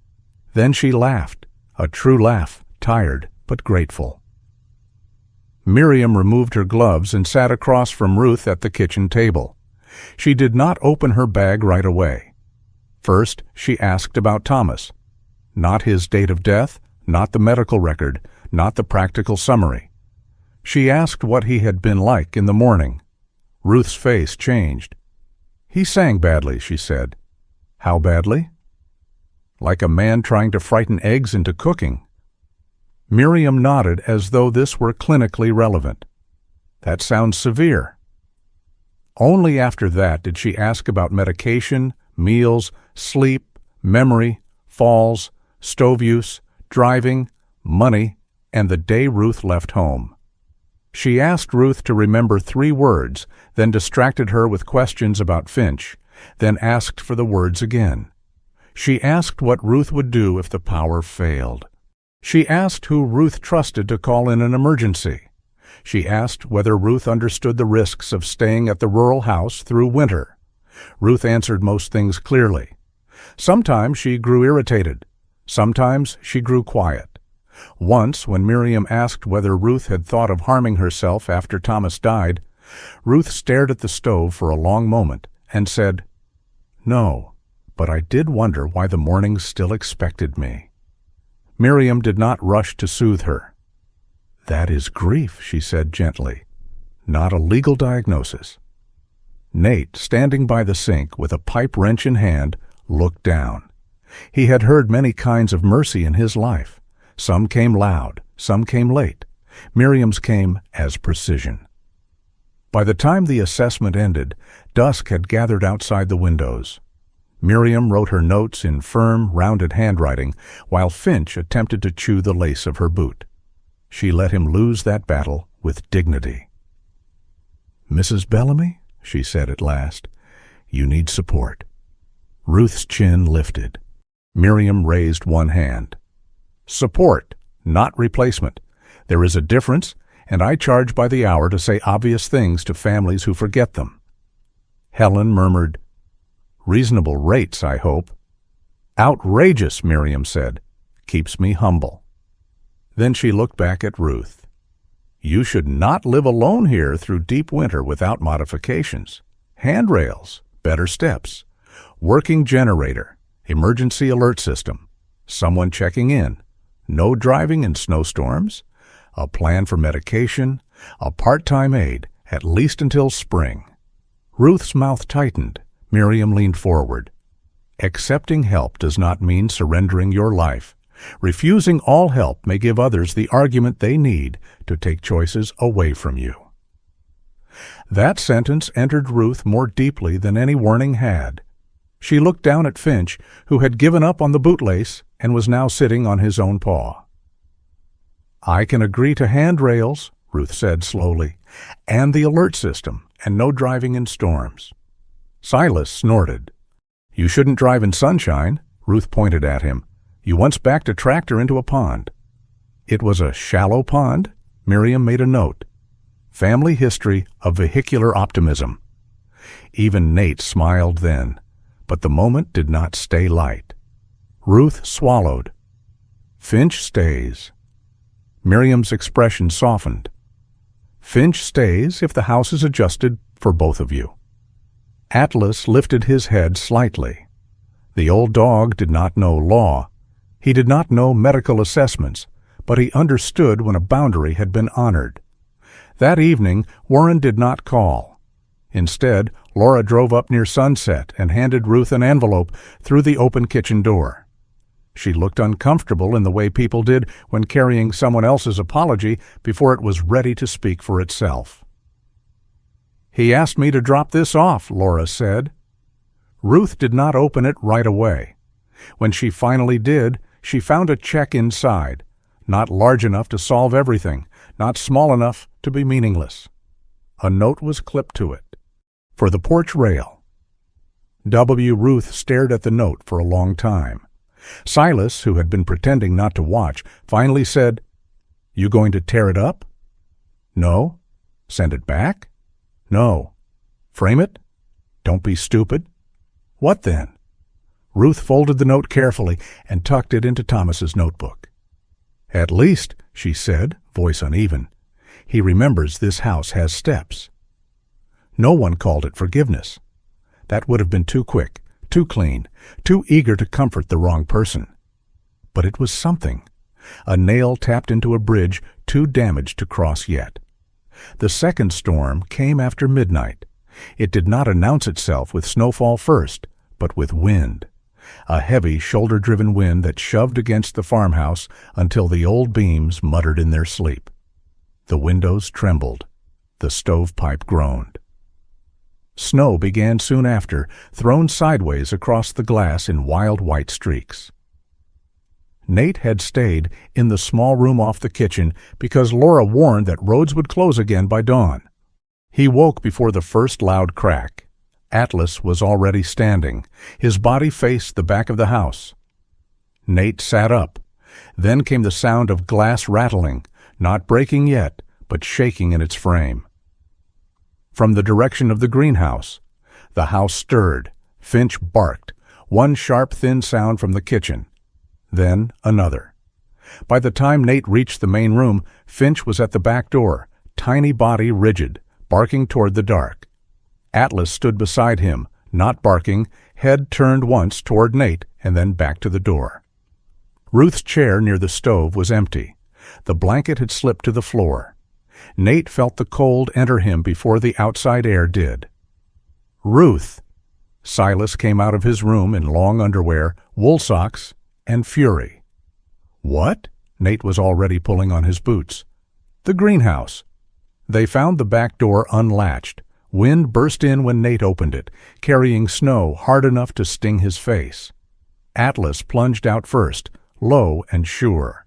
Finch tried to follow, made it 2 inches into the snow, and vanished chest-deep with a squeak of outrage. "Not you," Nate said, scooping him up and handing him to Silas. Silas clutched the puppy against his sweater. "I am not dressed to be a nursery." Finch barked into his beard.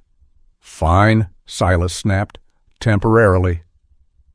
Nate took the storm lantern and followed Atlas across the yard. The greenhouse was half lit by the lantern's swing and half swallowed by the storm.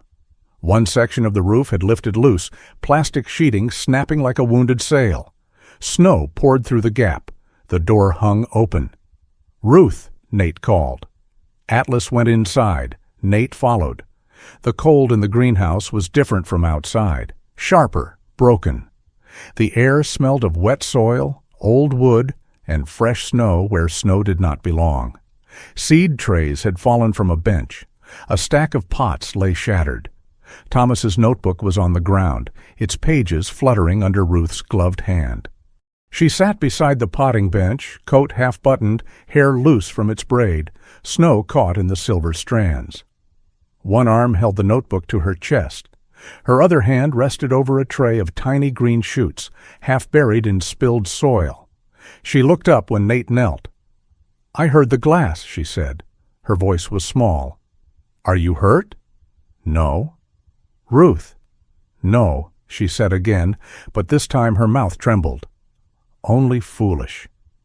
Atlas stood close, body blocking the worst of the wind through the open door. Nate checked her quickly. No blood, no broken glass on her hands. Cold, frightened, exhausted. Her breathing was too fast but steady. He removed his outer jacket and wrapped it around her shoulders. "These were Thomas's," she said, touching the tray. "He started them before the hospital. I forgot they were here until I saw the notes. I thought if they froze—" Her voice failed. Snow struck the plastic overhead. The loose panel banged again. Ruth bowed over the notebook and the little tray. "I keep trying to save pieces of him," she whispered, "and I keep dropping them." Nate looked at the green shoots. They were small, barely anything. 2 leaves each, some bent, some buried, a few broken. Not enough to justify a dangerous walk into a storm, not to anyone measuring risk on a form. But grief did not measure like that. To Ruth, those shoots were not plants. They were the last spring Thomas had believed in before his body betrayed him. Nate sat back on his heels. He could have scolded her. He should have, perhaps. She had frightened everyone. She had proved Warren's fear had teeth. Instead, he reached for the overturned tray and began gathering soil with his bare fingers. Ruth stared at him. Nate placed one small shoot upright again. It leaned, ridiculous and brave. "Some things break," he said. "Still grow." Ruth's face folded. This time, when she cried, she did not try to make it dignified. Nate did not touch her except to keep the jacket around her shoulders. Atlas stood over them both, snow gathering along his back like a winter cloak. A lantern appeared at the door. Silas stood there with Finch tucked inside his sweater and murder in his expression. "You old lunatic," he said, voice rough. "You trying to make me explain to Warren that I lost you to lettuce?" "It's not lettuce," Ruth said through tears. "I don't care if it's the crown jewels of agriculture." Behind him came Laura with another lantern, then Helen in boots and a coat thrown over what looked like pajamas, her red scarf knotted badly for once. Miriam was not with them. Laura had called her, but the roads had already sealed. "Everyone alive?" Laura asked. "Physically," Helen said, seeing Ruth. "Legally, I reserve judgment." The absurdity of it, the snow, the broken greenhouse, Finch glaring from Silas's sweater like a tiny magistrate, made Ruth laugh through the last of her crying. Then they worked, not heroically, clumsily, urgently, together. Nate and Silas pulled the loose roof section down and tied a tarp over the opening. Laura held the lantern steady in the wind and anchored the door with a broken cinder block. Helen, who claimed no agricultural talent beyond cross-examining weeds, gathered seed trays and read Thomas's labels aloud so Ruth could tell which ones mattered most. "Tomatoes," Helen said. "Too early," Silas muttered. "Basil." "Pretentious." "Apple rootstock?" Ruth lifted her head. "Those. Please." Nate set the tray on the cleared bench. Finch, wrapped in a towel now, watched from a crate near the door with deep concern and no useful skills. Atlas remained at the threshold, facing the storm, his back dusted white, his body steady as an old guardian carved for a temple no one had known they were building. By the time they finished, the greenhouse was patched badly, but standing. Extension lights from Nate's repair kit glowed along the rafters, turning the cracked glass golden. Snow still pushed at the seams. The wind still had opinions, but inside the trays sat in rows again. Soil was swept into piles. The notebook lay wrapped in a dry towel on the bench. Ruth sat on an upturned crate under a blanket. She looked around the lit greenhouse, not at the damage first, at the people. Silas with snow melting in his eyebrows. Laura holding a lantern like a small moon. Helen rubbing dirt from her gloves with deep personal offense. Nate kneeling by a tray of rescued shoots. Atlas at the door. Finch asleep at last. Belle silent. Thomas had not left her a finished sanctuary. He had left her an invitation, a foolish hope, an expensive mercy, a reason for other hands to gather in the cold. Ruth touched the notebook through the towel and whispered, "All right, Thomas." No one asked what she meant. They did not need to. Outside, the storm kept raging over the fields and apple trees. Inside, the greenhouse shone against it, not as victory, not yet, but as refusal. And in that light, with broken glass patched by tarp and trembling seedlings lined up like tiny survivors, the old promise did not look buried anymore. It looked waiting. The town hall did not look like a place where a life could be returned to its owner. It was a plain building with pale walls, folding chairs, a scuffed wooden floor, and fluorescent lights that made everyone look a little more tired than they meant to. Snow had been shoveled into ridges outside the entrance. Wet boots left dark marks near the door. Someone had set out coffee in a silver urn that hissed like it resented public service. There was no judge, no jury, no dramatic row of microphones. Just a small winter meeting called after too many letters, too many concerns, and too many people using Ruth Bellamy's safety as if it were a key they could turn without her hand on it. Ruth sat in the front row with Finch on a soft teal harness at her feet. The puppy was larger now than when Nate had first found him hidden under her coat, though still ridiculous in the paws. One ear stood proudly, the other remained uncertain about its career. Atlas lay beside Nate's chair at the end of the row, black and gold body still, amber eyes following the room with the patience of an old sentry. Nate sat slightly behind Ruth, not beside her. That was deliberate. He was there if needed, not there to speak for her. Silas Bellamy sat on Ruth's other side, wearing his brown coat and the expression of a man who considered civic process a slow form of punishment. Helen Price stood near the front table with a neat stack of documents, her tortoiseshell glasses low on her nose. Deputy Laura Keene leaned against the wall by the door, arms folded, not imposing herself, but impossible to ignore. Dr. Miriam Vale sat near the aisle with her brown medical bag by her feet, calm as a hearthstone. Warren Bellamy sat in the second row. Alone. He wore the same gray-blue coat he had worn to the farmhouse, but he looked different without Grant beside him. Smaller, perhaps. Or simply less armored.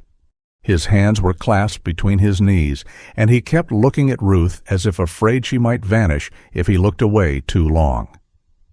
Grant Morrow stood near the side wall in a charcoal overcoat, polished shoes, black leather folder tucked under one arm.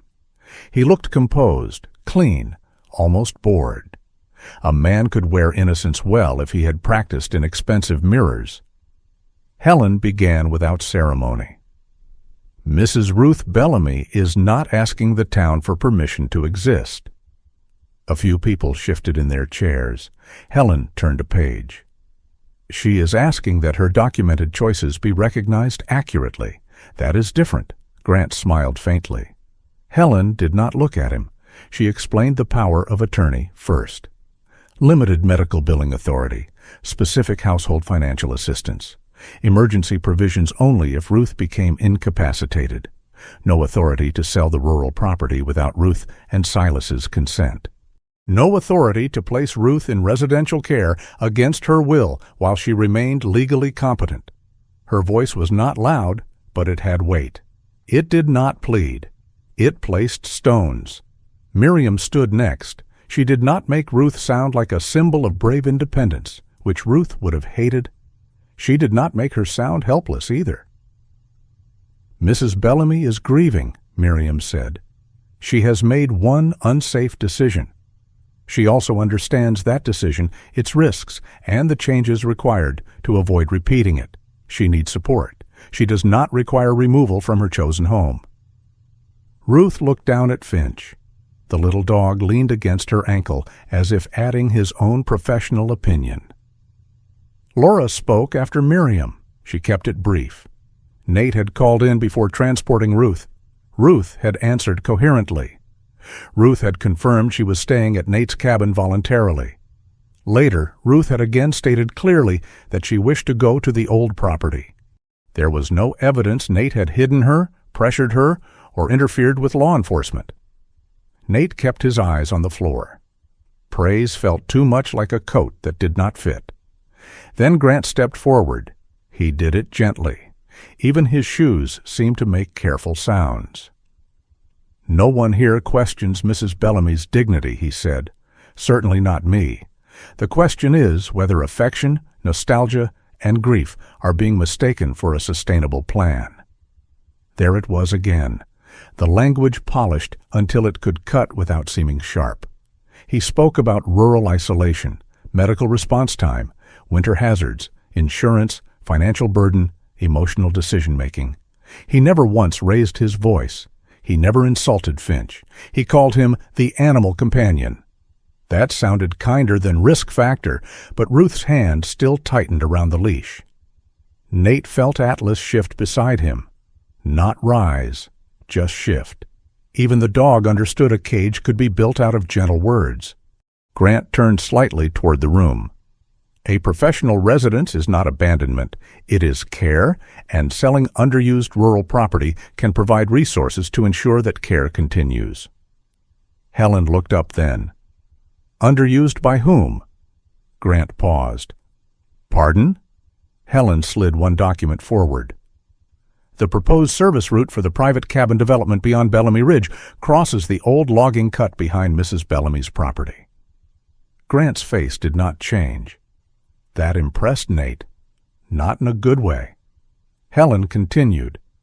Your firm has represented 2 adjacent parcel discussions and introduced Mr. Warren Bellamy to valuation estimates that did not disclose your client's interest in that access route." Grant's smile thinned. "That is a mischaracterization." "Possibly," Helen said. "That is why it has been referred to the County Ethics Board and the State Licensing Office." A murmur passed through the room. Not loud. Enough. Grant's eyes moved to Warren. Warren did not look back. That was the small turn the room felt before it understood it.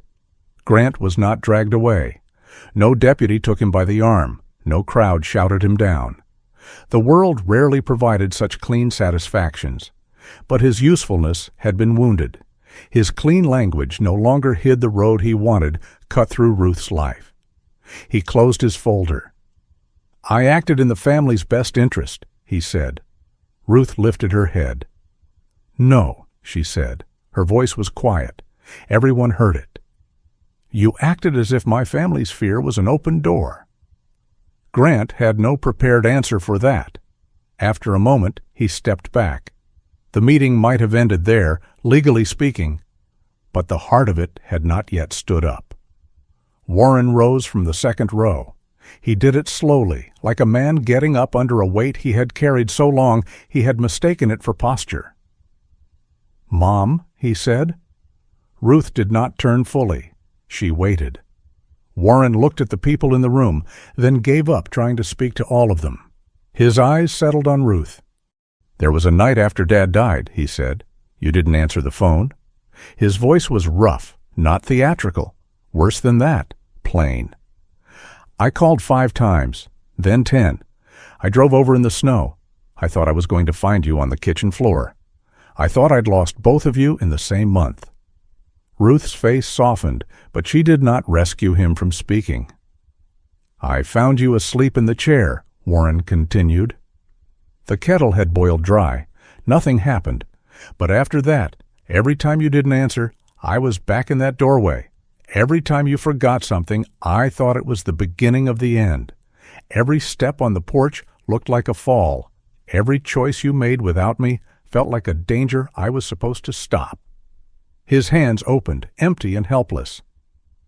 "I thought if I tightened everything enough, nothing else could be taken." Silas looked away. Helen lowered her papers. Nate stared at Warren and, against his own will, understood him. Fear was a poor architect, but it built quickly. Warren swallowed. "I was wrong about Finch," he said, "and about the papers, and about Grant." Grant's jaw flexed. Warren looked at him only once. "Especially about Grant." Then he faced Ruth again. "I don't know how to stop worrying." Ruth stood. Nate almost moved, then didn't. Atlas did not move either. Finch stood with her, small bell giving one bright note. Ruth turned to her son. She did not open her arms. She did not forgive him quickly because the room wanted a warm ending. Ruth had spent too long being arranged by other people's needs. "I don't need you to stop worrying," she said. "You're my son." Worry came with the elbows and the large head. A few people laughed softly. Warren's mouth trembled. Ruth's eyes filled, but her voice remained steady. "I need you not to use your worry to sign my life away." Warren nodded once. This time, he did not argue. That was not redemption. Not yet. But it was the first honest silence he had given her. The decision that followed was smaller than people expected.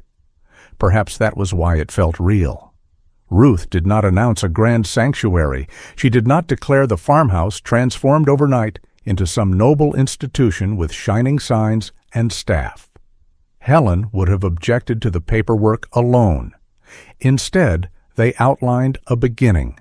The Bellamy farmhouse would be registered as a limited emergency winter shelter pilot for older residents with pets during outages, short-term displacement, or temporary recovery situations. 2 guests at a time at most. Laura would coordinate with the rescue station. Miriam would provide a safety checklist and referral guidelines. Helen would handle permissions, liability documents, and every sentence Grant had made people afraid of. Silas objected on principle until he learned he could object while still agreeing. Nate committed to finishing the generator work, the porch rail, the greenhouse wiring, and the non-slip steps. Warren did not offer a speech. He offered his keys. Ruth looked at them in his open palm. "I kept the spare," he said. "After Dad died. I told myself it was practical. And now? Now I'm giving it back." Ruth took the key. Then Warren took out an envelope and placed it on the table. "For the greenhouse roof," he said. "Not because I get a vote, because Dad would haunt me with bad singing if I didn't." Ruth looked down.